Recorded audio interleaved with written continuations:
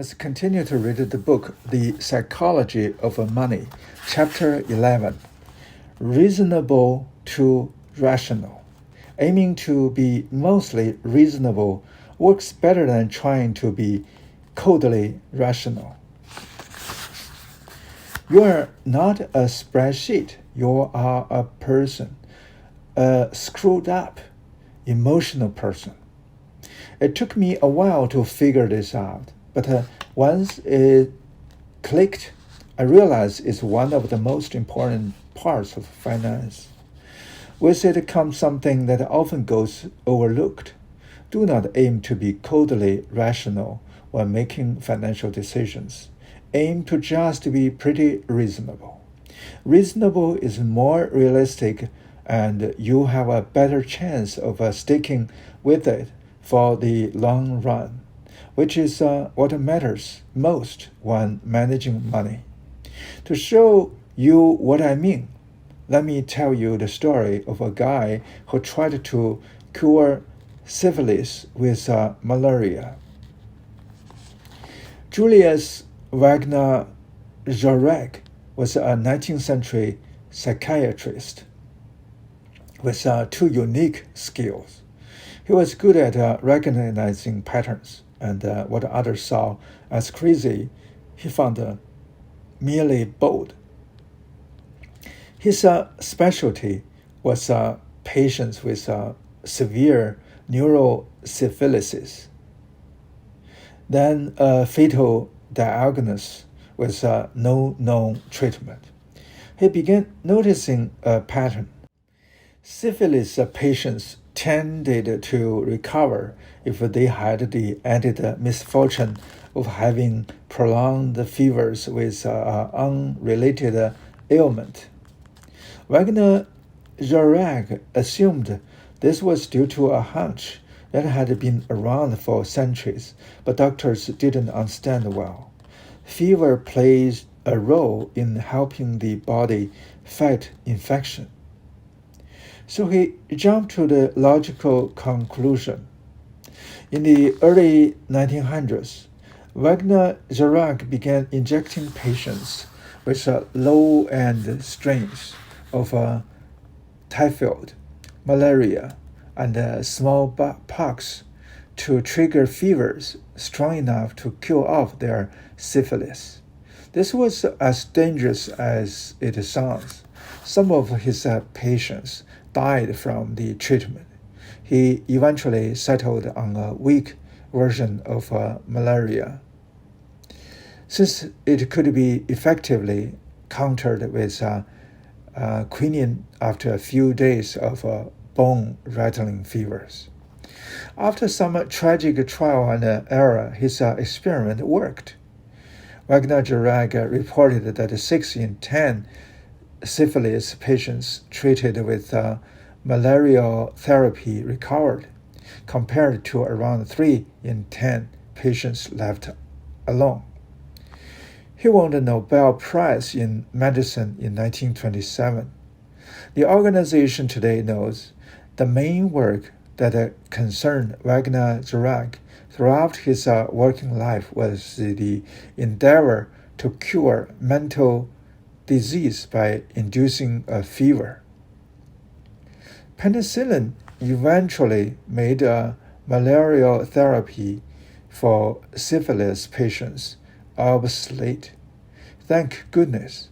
But Wagner Jauregg is one of the only doctors in history who not only recognized the fever's role in fighting infection, but also prescribed it as a treatment. Fevers have always been as feared as they are mysterious. Ancient Romans worshipped Febris, the goddess who protected the people from fevers. Amulets were left at temples to placate her, hoping to stave off the next round of shivers.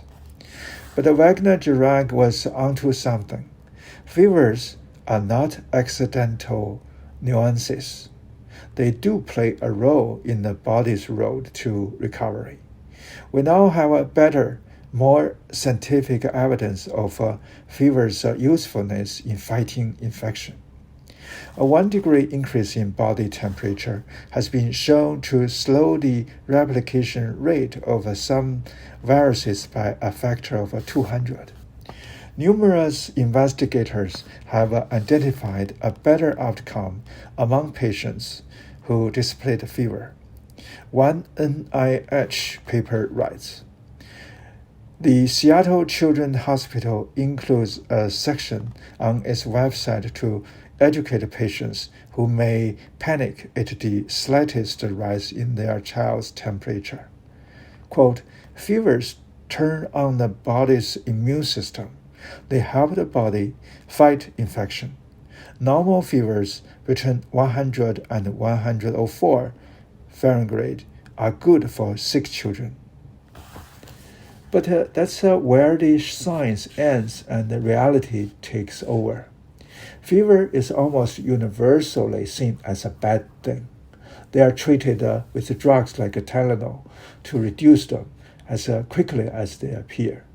Despite millions of years of evolution as a defense mechanism, no patient, few doctors, and certainly no drug company views fever as anything but a misfortune that should be eliminated.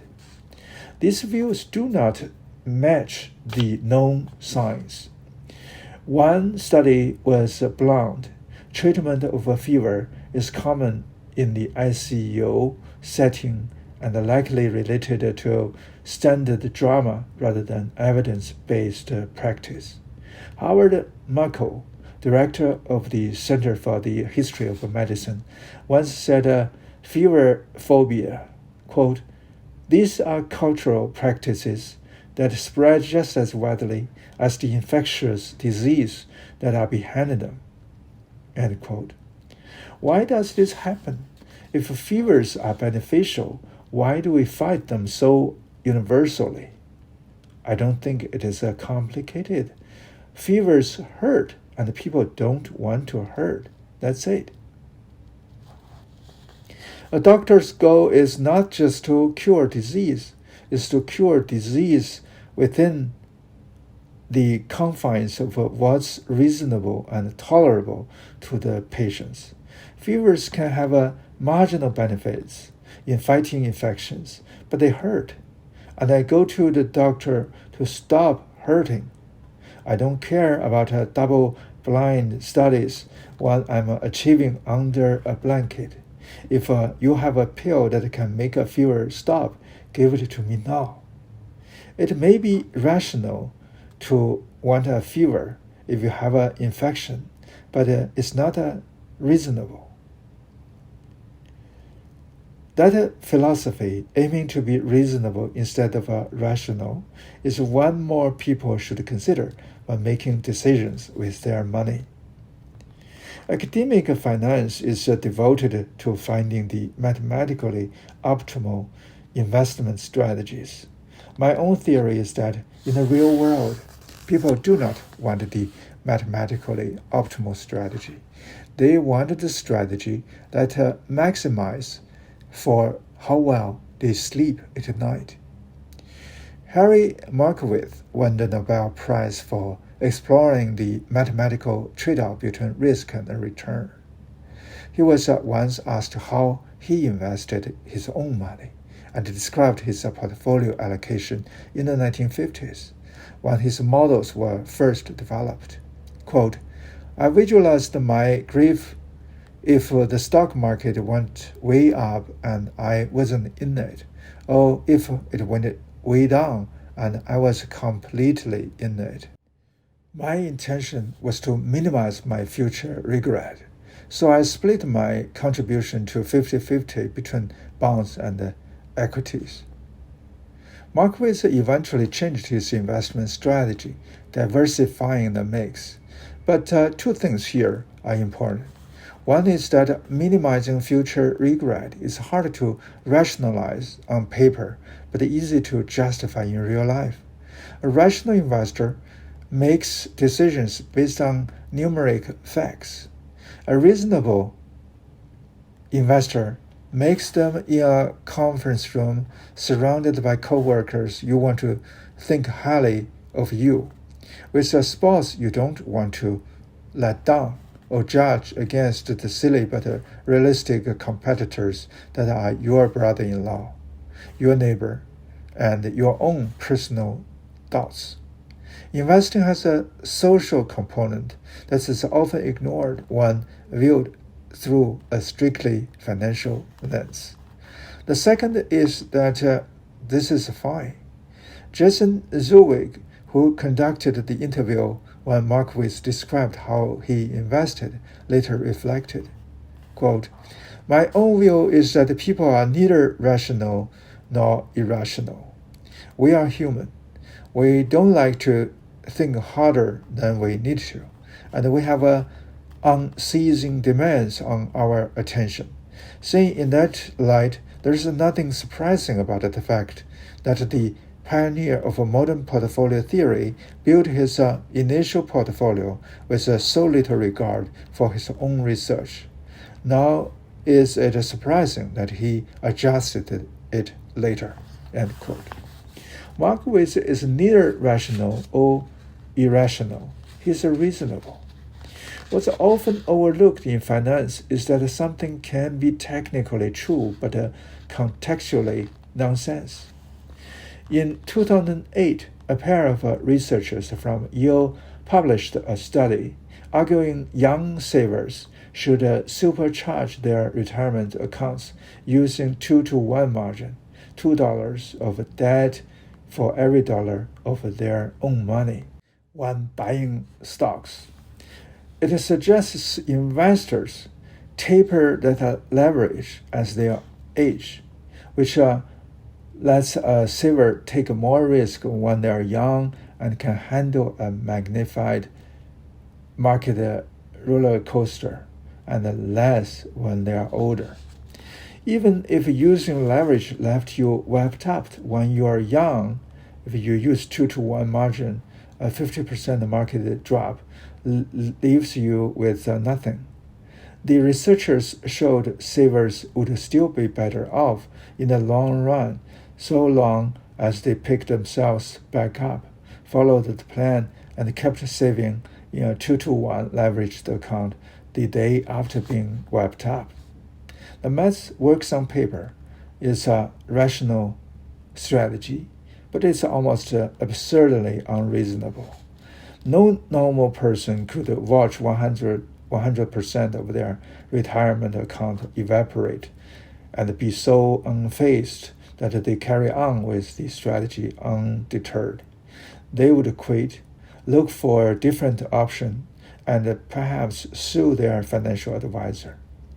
The researchers argued that when using their strategy, the expected retirement wealth is 90% higher compared to life cycle funds. It is also 100% less reasonable. There is, in fact, a rational reason to favor what looks like irrational decisions. Here's one. Let me suggest that you love your investments. This is not traditional advice. It's almost a badge of honor for investors to claim they are emotionalized about their investment because it seems rational.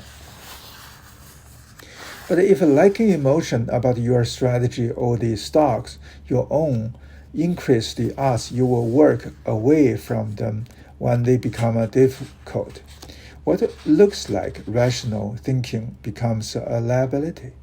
The reasonable investor who love their technically imperfect strategies have an edge because they are more likely to stick with those strategies. There are few financial variables more correlated to performance than commitment to a strategy during its lean years. Both the amount of performance and the odds of capturing it over a given period of time. The historical odds of making money in U.S. markets are 50-50 over one-day periods, 68% in one-year periods, 88% in 10-year periods, and so forth.